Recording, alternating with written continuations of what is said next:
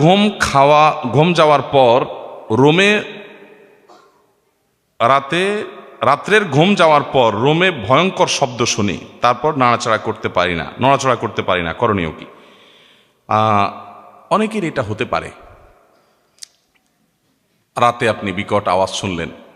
অনেক সময় দেখা যায় অনেকে অভিযোগ করে যে রাতে ঘুমায় আসি, টয়লেটে কোনো মানুষজন কেউ নাই, কিন্তু পানির শব্দ পুরা ফুল ভলিউমে, আপনার টেপ ছাড়া, পুরা টেপ ছেড়ে দেওয়া, সসর করে পানি পড়তেছে, মানুষ কেউ নাই, দরজা খুলে দেখি কেউ নাই, কোনো আওয়াজও আর নাই। এরকম অসুবিধা হয়। এগুলোকে ডাক্তাররা, মানসিক চিকিৎসকরা নানা রকমের ব্যাখ্যা করবেন। অনেক ক্ষেত্রে তাদের ব্যাখ্যা সঠিক হতে পারে, কিন্তু একটা কথা মনে রাখবেন, জিনের অস্তিত্বকে এখনো পর্যন্ত বিজ্ঞান স্বীকার করে নাই, কিন্তু জিনের অস্তিত্ব আছে। কোরআনে কারিমে সূরা জিন এবং অন্যান্য জায়গায় আল্লাহ তাআলা জিনের অস্তিত্বের কথা বলেছেন, যাদেরকে আমরা দেখি না। মানুষের মতো এরকম আরেকটা সৃষ্টি আছে যারা বাতার সাথে মিশতে পারে, যারা কোনো জায়গায় আছে, আমরা তাদেরকে দেখি না। এরকম জিনের অস্তিত্ব নিয়ে আজকে এখানে একজন মেহমান আসছেন, নাহিদ ভাই নাম, ইঞ্জিনিয়ার নাহিদ ভাই, ও যে মুজাহিদ ভাই চিনে। এই ভদ্রলোকের বাসায় জিনের উপদ্রব হয়েছে। উনি বলেন যে ভাই, আমরা সবাই বসে আছি, ফ্রিজ থেকে একটা ডিম হঠাৎ করে আমাদের ডাইনিংয়ের উপর থেকে ধপাস করে ছেড়ে দিস, কোনো মানুষজন দেখি না, কিন্তু ছেড়ে দিস। ওনার ওয়াইফ, উনি নিজে বুয়েট পড়ুয়া, আরেক ইঞ্জিনিয়ার, স্বামী স্ত্রী দুজন ইঞ্জিনিয়ার। ভাবির বক্তব্য ওনার মাধ্যমে জানলাম আমরা, বলে যে কোমড়া কেটে ফালি করে দুই পাশে রাখছি, এরপর এক টুকরারে আবার অর্ধেক করার পর ডান পাশের টুকরা হাত দিয়ে দেখি নাই, গায়েব হয়ে গেছে, কোনো মানুষজন নাই ওখানে। এগুলোর কি ব্যাখ্যা করবে আমাদের বিজ্ঞান বলেন? মানসিক রোগী তো, মানসিক রোগী কতজনকে বানাবেন আপনি? আল্লাহর অস্তিত্বের ব্যাপারে যদি কারোর পরিপূর্ণ ঈমান আনার ব্যাপারে কোনো ঘাটতি থাকে, শুধু ঈমান আনতে চায়, আল্লাহর অস্তিত্বের ব্যাপারে যদি কারোর ঈমানের ঘাটতিকে দূর করতে চায়, জিনের অস্তিত্বের সম্পর্কে একটু জানার চেষ্টা করলেই হবে। আমাদের যে সমস্ত বন্ধুরা বিজ্ঞানকে ওহি মনে করে না, বিজ্ঞান জিনের অস্তিত্বকে অস্বীকার করে, এই জন্য আমরা অস্বীকার করলাম, আমি তাদেরকে বলবো, ঠিক আছে, আপনি এখানে একটা চ্যালেঞ্জ দেন। বহু জিনে ধরা রোগী এবং জিনের উপদ্রব পৃথিবীতে বা আমাদের দেশে বহু শত শত ফ্যামিলিতে আছে। আপনি একটু যাওয়ার চেষ্টা করেন এবং আপনি নিজে ফিল করার চেষ্টা করেন জিনের অস্তিত্ব আপনি আঁচ করতে পারেন কিনা। আমি তো হলপ করে বলতে পারবো যে আপনি আঁচ করবেন, আর যখন আঁচ করবেন তখন আপনি নিজে বিশ্বাস করবেন।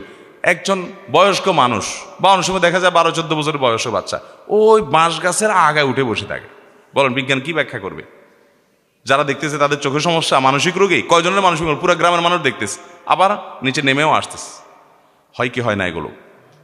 আবার এটাও ঠিক যে একজন মানসিক রোগীকে জিনের রোগী বানায়া অহেতুক ধান্দা করে কবিরাজরা, সেখান থেকে পয়সা খায়, সেটাও সত্য। অতএব ওইটার কারণে আপনি জিনের অস্তিত্বকে অস্বীকার করতে পারেন না। তো যাই হোক, এ ধরনের বিষয় যদি হয়, তাহলে জিনের উপদ্রব থেকে বাঁচার জন্য আমলগুলো করবেন। কি আমল আছে এর জন্য? একটা ইফেক্টিভ আমল এবং হাদিস বর্ণিত আমল হলো সূরা বাকারা তেলাওয়াত করা। তেলাওয়াত করতে না পারলে তেলাওয়াত চালু করে রাখবেন।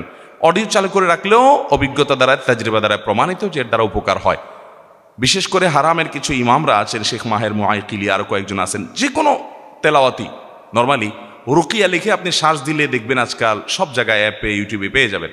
আপনি চালু করে রাখেন, ইনশাআল্লাহ দুষ্ট জিনের উপদ্রব থেকে বাঁচতে পারবেন। এছাড়া দুষ্ট জিন বা শয়তানের উপদ্রব থেকে বাঁচার জন্য বাসা ঢোকার সময় বিসমিল্লাহ বলে ঢুকবেন, বের হওয়ার সময় বিসমিল্লাহ বলে ঢুকবেন, সালাম দিয়ে প্রবেশ করবেন। শুধু আপনি না, যতজন ঢুকবে ততজন। কারণ হাদিসে আসছে, কেউ বাসায় ঢুকতে গেলে তার সাথে সাথে শয়তান আসে।